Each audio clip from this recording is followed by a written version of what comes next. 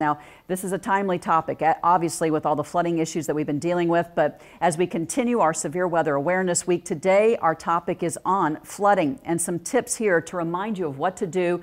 Always have a plan, especially if you live in those areas that are more flood prone.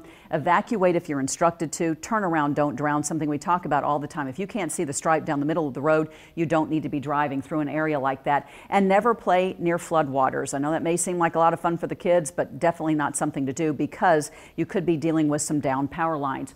Just to show you the power of how strong water is, 6 inches of fast moving water can actually carry away an adult. Up to a foot of water can carry away a small car, and more than that, anywhere from 1.5 feet to 2 feet of water can actually cause an SUV or a much larger vehicle to float away. And as flooding is something that many of us have dealt with over the past 2 weeks or so, meteorologist Audra Moore takes a look at how flooding this year compares to the memorable flooding in 2011. When you talk about flooding, 2 years quickly come to mind: 2011 and now 2019. There has never been this much water in Hamburg that I ever know of. This year's flooding has been compared to 2011 many times. And although there are some similarities, there are a few differences too.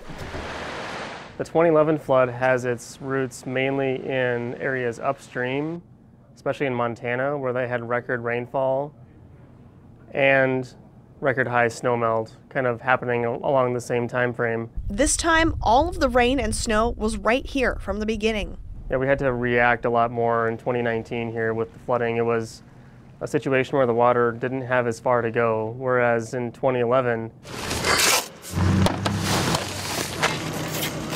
we knew weeks in advance that this water was coming. We had time to prepare. Places along the Missouri River south of Omaha set new records because of the extra water feeding into them from our rivers, leading to more severe flooding overall. As bad as the Missouri was, it was the combination of Missouri and the Platte that really caused total disaster for many, many people. I think it's all a wait and see. It's a ticking time bomb, and we're just going to have to see how much water we get. In 2011, flooding was focused more so just along the Missouri River. River levels on the Missouri stayed up longer in 2011 too, as water releases continued at Gavins Point Dam. The duration of the 11 was what made it really unique.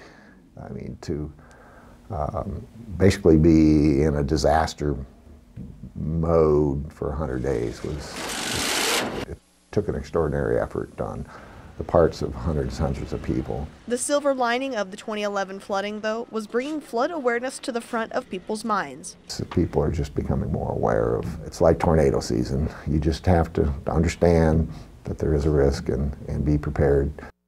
And while cleanup efforts continue in 2019, we'll keep monitoring river levels as we go through the rest of flood season. Reporting in studio, Audra Moore, 3 News Now.